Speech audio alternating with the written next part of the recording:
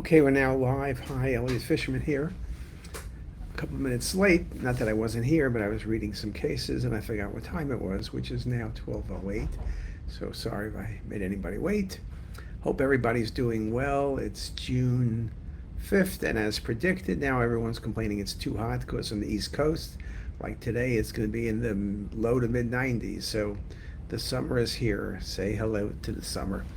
Anyway, hope everyone's doing well in this crazy world.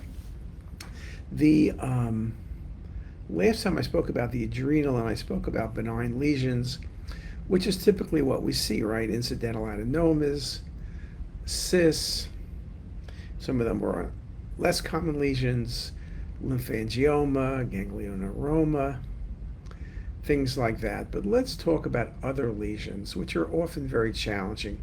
One thing to remember with adrenal glands is that lab values are important. So if you tell me someone has hypertension and an adrenal mass, I'm thinking about a pheochromocytoma. And they have Cushing's, I'm thinking about a primary adrenal cortical carcinoma. If we think about pheochromocytomas, what's their appearance? They can be small, particularly when syndromic, but mostly in the 4 to 8 centimeter range. Pheochromocytomas follow the rule of 10% of the time they're bilateral. They're typically hypervascular, and they can enhance to well over 200 Hounsfield units, and they wash out very quickly. Why? Washout values do not help when it goes above 130 venous, because you have to worry at that point you're dealing with a pheo, and if you only go with washout values, pheos will wash out, and so you can make a mistake in the diagnosis. Pheos have specific lab tests which are helpful, but the imaging side of things, very vascular lesion, often centrally necrotic. So one of the key things and differentials between, say, a pheo and a primary adrenal cortical carcinoma is this well-defined central zone of necrosis within pheos, though ACCs can be necrotic but not so well defined. I would say in general the really bright pheos get brighter than the primary adrenal cortical carcinomas. As I mentioned, pheos can be bilateral, though that's uncommon. If it's bilateral, think about a syndrome. When you look at the differential with a very hypervascular adrenal mass, if you're just doing a differential and you wanted to ask me what else should I be thinking about beyond pheo, just by the description, I would say metastasis, and typically things that go to the adrenal that are very vascular is from kidneys. So make sure the kidneys are there or there's no partial nephrectomy. And it's typically a clear cell renal cell carcinoma, not a papillary. You can see other tumors like neuroendocrine tumors, particularly of pancreas, and hepatomas at times could also give vascular metastasis to the adrenal gland, but I will have to admit the vascularity is nowhere near that of what we see with a pheo or metastasis from a clear cell RCC. Okay, and so with clear cell RCC, usually the history is in front of you. Patients have had a total nephrectomy usually, sometimes a partial nephrectomy. Okay, so now we're sticking with malignancy.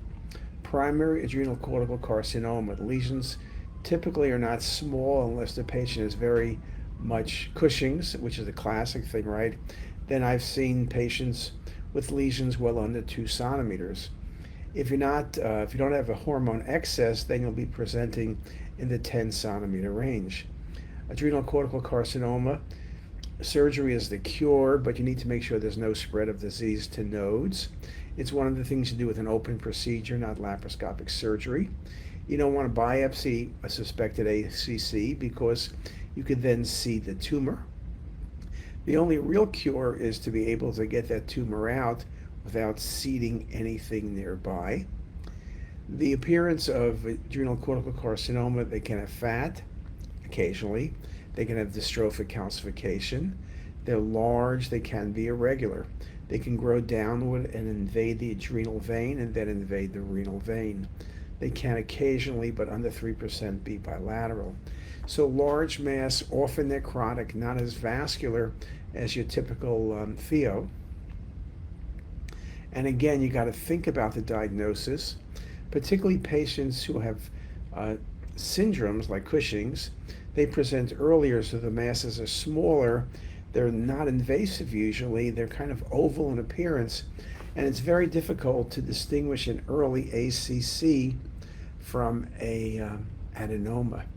And it can be somewhat difficult even for the pathologist with all of their multiple stainings. So it is kind of tricky. The good news, if you pick up those hyperfunctioning ACCs and you resect them, you'll often be resecting for cure. So again, open procedure, not laparoscopic.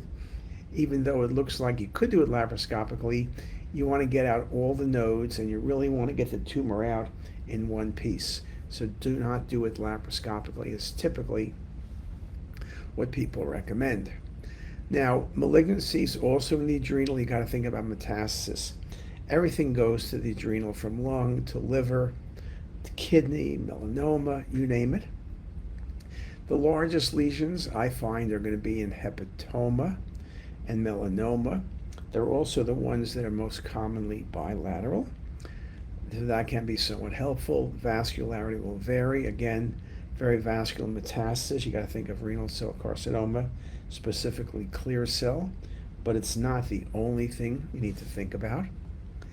When you talk about large adrenal masses that maintain their shape, you got to think about lymphoma. Lymphoma is often going to be bilateral. The masses can be very large, but kind of maintain that adrenal shape, which is somewhat cool. Now, with primary adrenal lymphoma, you may not see any adenopathy or any other organ involvement.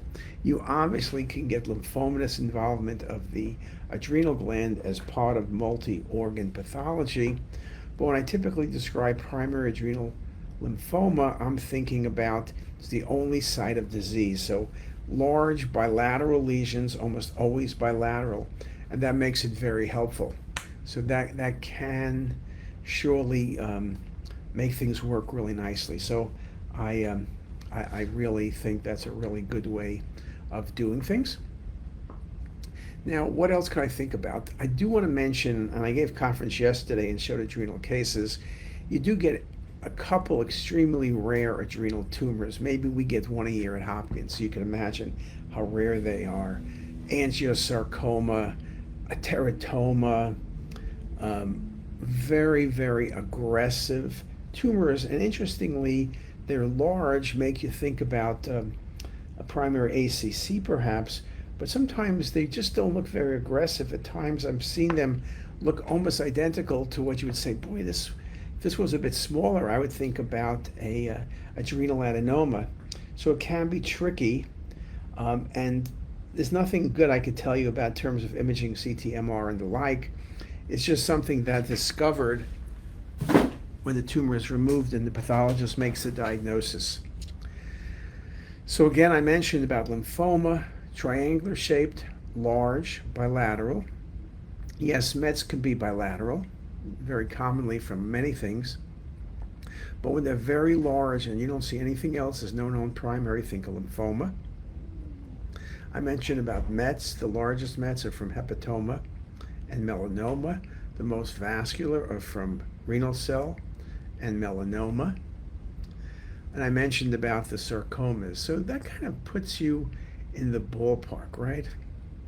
So you got to think about Mets versus primary tumor. Primary tumor, think about adrenal cortical carcinoma, think about pheochromocytoma, think about lymphoma, think about unusual sarcomas. And I think if you do all that and you put it all together, you'll do great. We have some lectures online on the adrenal. It's worth your time to look at those. We have a lot of cases online in the CTisus teaching file. That's surely worth your time to look at. And with that, I'll wish everybody a terrific day. And I hope this helps with your understanding of the adrenal gland. See you later, everybody.